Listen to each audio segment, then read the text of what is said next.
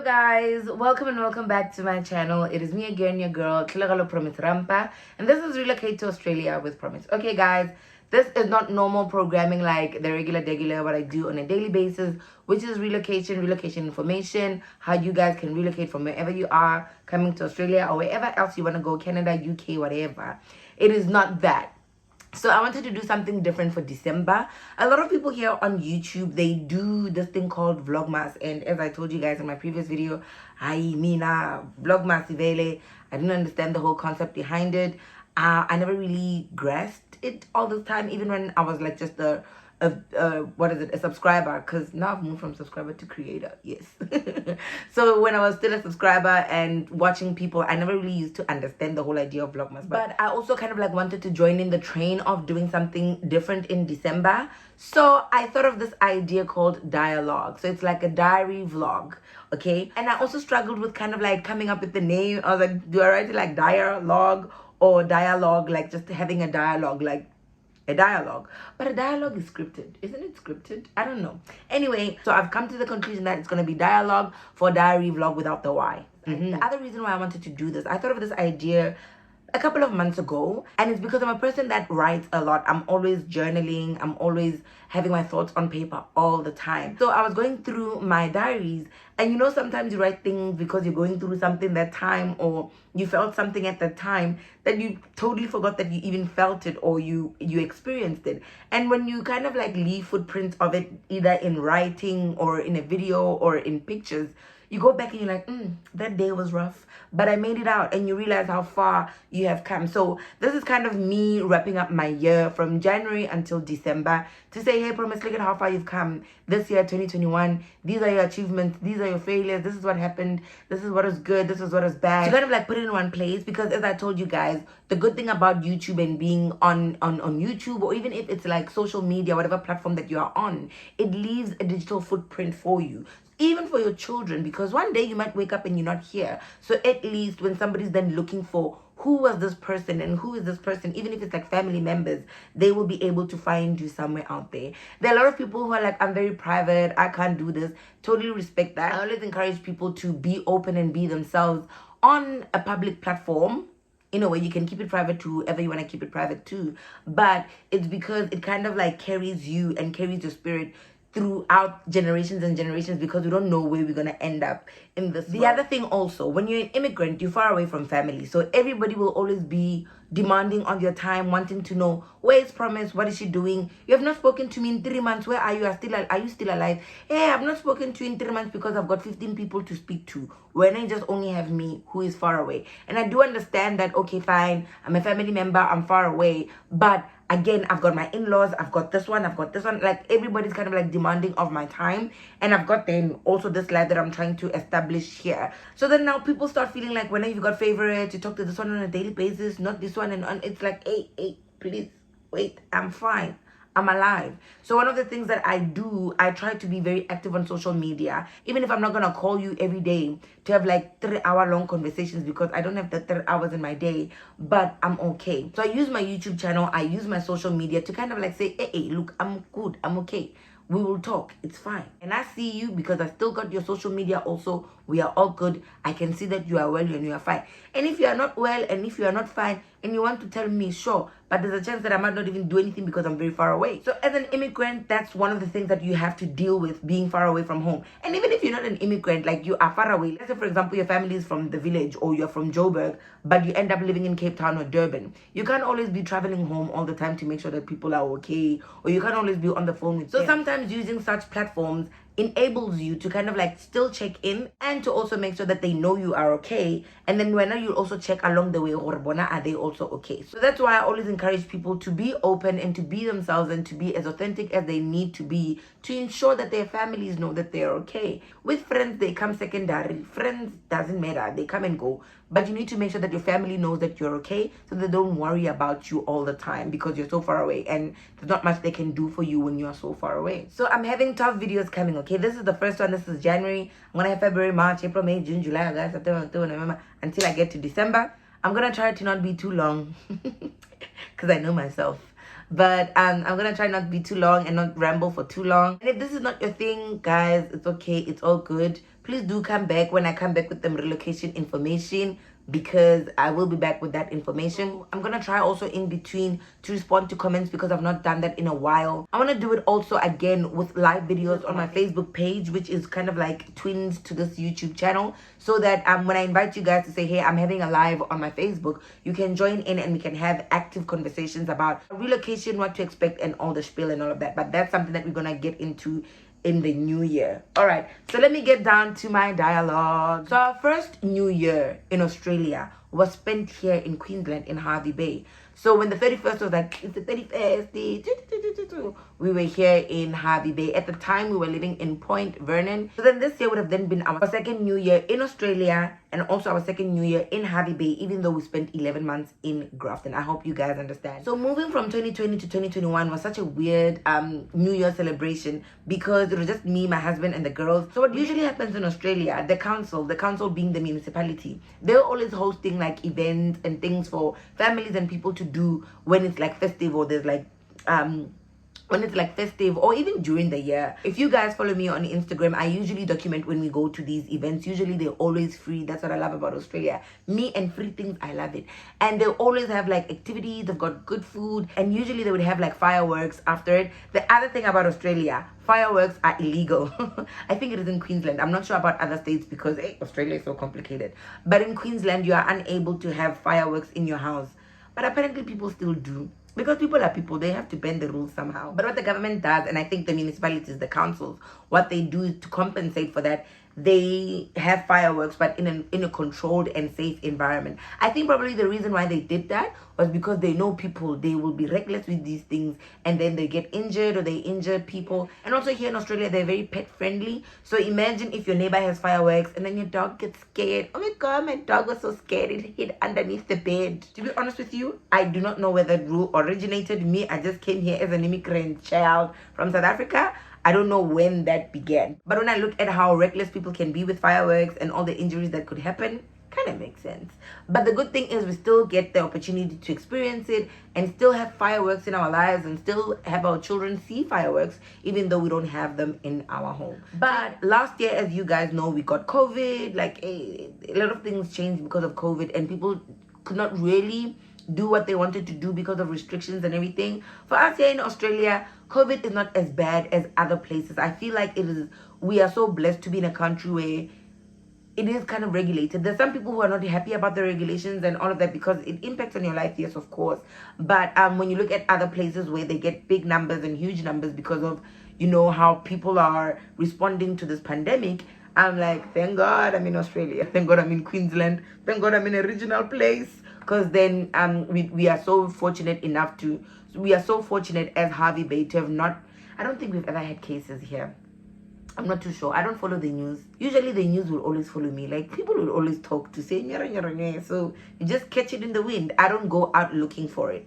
I don't have time. It was a very weird New Year transition, because we did not have normal programming, how you'd be out there, fireworks, say happy New Year, with a lot of people hugging everybody and giving them COVID. So we did not have that happen this year. I'm not too sure what's going to happen this year. I think we do have an event this year. I'm not too sure. I'll check with my husband. He's usually the one who knows what's going on in town. After it was 12 o'clock and we had celebrated our new year, we wanted to then call family back home. But then again, remember, we are immigrants. Our family back home are on a different time zone. So when you then call them and you're like, Happy New Year, and then they're like, but then Tina, we are still in 2020. You're like, this is how they stole the country. We're still sleeping. By the time you woke up, the country was gone. I'm joking. But it's not a joke. It's true.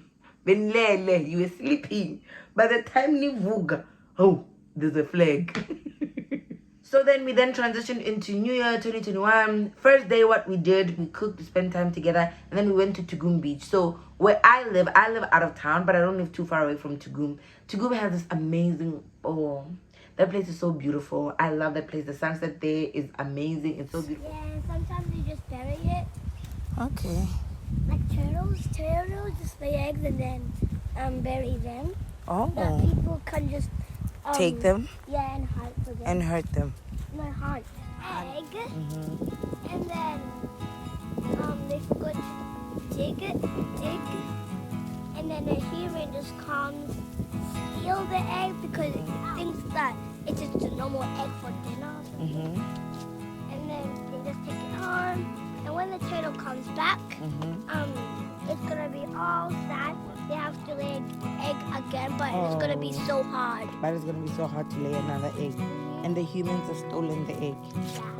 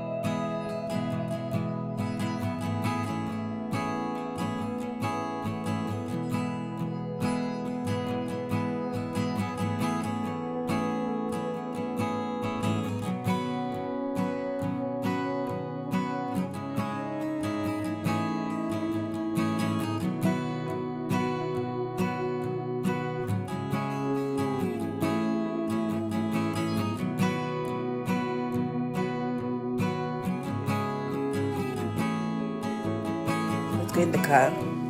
You saw Uncle Roo? Yeah. Yes, we've got Uncle Roo in the building. Hello, Uncle Roo. Bye-bye. Bye-bye, Uncle Roo. See? Little garden. It's in our garden. That's why they love it. That's Yeah. why the home That's where their home is? is. I just imagine. Yeah. Here we go. Goodbye. Mommy, the moon. I know. Wait. Oh my god, they're so close.